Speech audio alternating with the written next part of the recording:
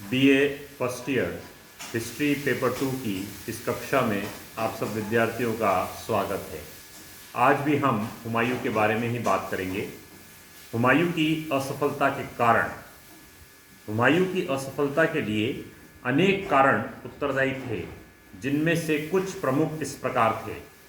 साम्राज्य का बंटवारा।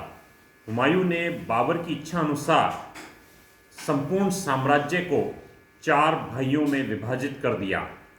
इससे साम्राज्य की शक्ति को आघात पहुंचा और हुमायूं की असफलता का एक प्रमुख कारण बना। दूसरा, बहादुर शाह के प्रति नीति। हुमायूं ने गुजरात के शासक बहादुर शाह के प्रति गलत नीति का परिचय दिया। तीसरा, हुमायूं द्वारा शेरशाह की शक्ति की उपेक्षा। हुमायूं ने शेरशाह की निरंतर बढ़ती हुई शक्ति की उपेक्षा की। उसका विचार था कि वो जब चाहेगा आसानी से शेर खान को परास्त कर देगा।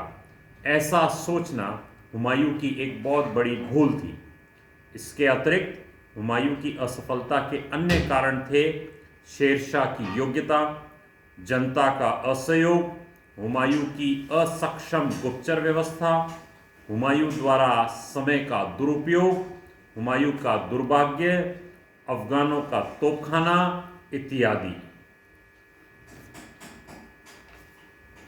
हुमायूं का निष्कासित जीवन 1540 से लेकर 1555 ईस्वी तथा पुनः सिंहासन ग्रहण करना 1555 ईस्वी। कन्नौज के युद्ध में परास्त होने के पश्चात हुमायूं ने फारस में निष्कासित जीवन व्यतीत किया। शेरशाह की मृत्यु 1545 ईस्वी में हुई। उसके उत्तराधिकारी उसके समान योग्य नहीं थे। इसका लाभ हुमायूं द्वारा उठाया गया। 22 जून 1555 ईस्वी में सरहिंद का युद्ध हुआ, जिसमें हुमायूं को विजय प्राप्त हुई और अफगानों को पराजय। 15 वर्ष बाद जुलाई 1555 ईस्वी में हुमायूं पुनः सिंहासन पर बैठा। 1556 ईस्वी में सीढ़ियों से गिरकर हुमायूं की मृत्यु हो गई। उसकी मृत्यु के विषय में इतिहासकार लेनपून का कथन उल्लेखनीय है।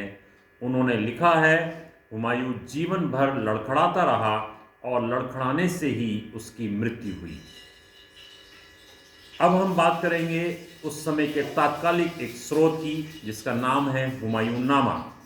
हुमायूंनामा की लेखिका बाबर की बेटी गुलबदन बेगम थी। उसका जन्म 1523 ईस्वी में हुआ था और 1603 ईस्वी में उसका स्वर्गवास हो गया। अकबर भी उसका बहुत सम्मान करता था।